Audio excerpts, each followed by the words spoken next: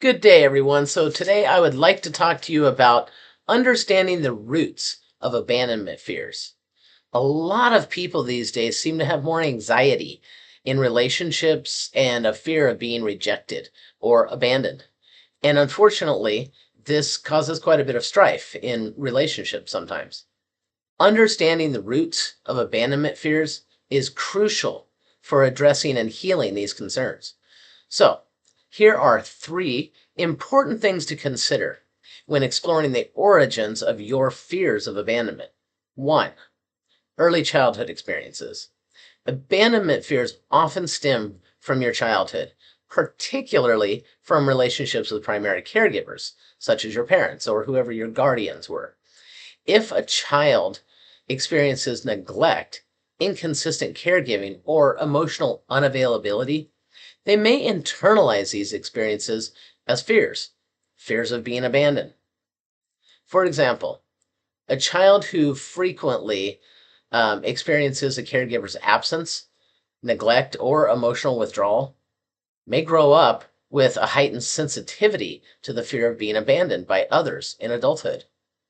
And obviously, if a child experiences an actual abandonment situation, like your parent leaving you somewhere, then that one situation can create fears of abandonment. For instance, when I was in preschool, my mother didn't pick me up at the normal time. And in fact, she didn't show up until 8 p.m. Mind you, I did not like this preschool or the teacher because I had actually been abused there. So I already had trust issues and anxieties and fears about being there. So this really sucked. And the teacher didn't tell me that she had spoken to my mother, and I didn't know what was going on.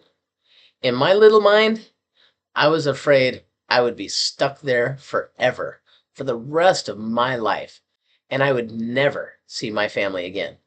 So this situation, among other things, definitely caused some abandonment and rejection issues for me. So, what do you do if you have those? Well, reflecting on your early relationships can help identify patterns that may have shaped your current fear of abandonment. Engaging in therapy and doing things such as inner child work or attachment based therapy can help address these childhood wounds. It's really important to be able to process your childhood abuse and neglect, as well as dealing with other effects of these experiences, like having a need for attention or embellishment of current experiences. Another thing to look at is number two, attachment styles.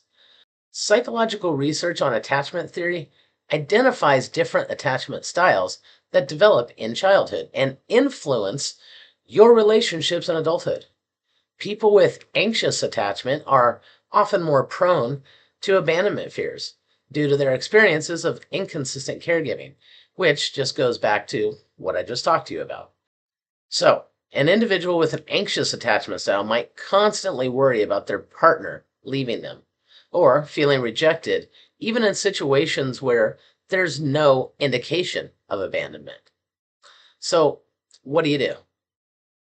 Understanding your attachment style can provide insight into why you experience abandonment fears.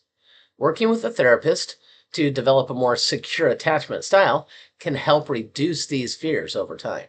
So, number three, past traumatic experiences. Previous experiences of loss, trauma, or betrayal can contribute to the development of abandonment fears. These might include the death of a loved one, parental divorce, or experiences of emotional, physical, or sexual abuse. For instance, a person who experienced a sudden and traumatic loss might develop a heightened fear of being left behind by others, leading to anxiety in future relationships and a fear of abandonment or rejection. So, what can you do?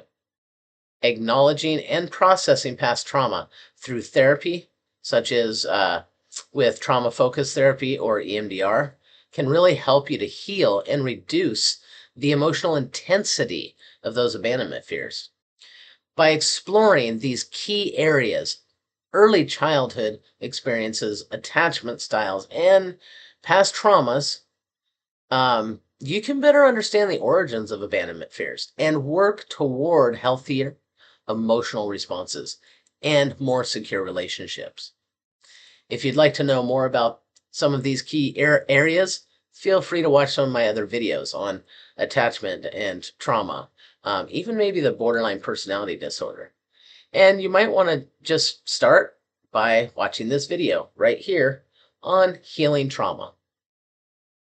Well, you guys have a beautiful and awesome day, and I hope that this was educational to you and helpful.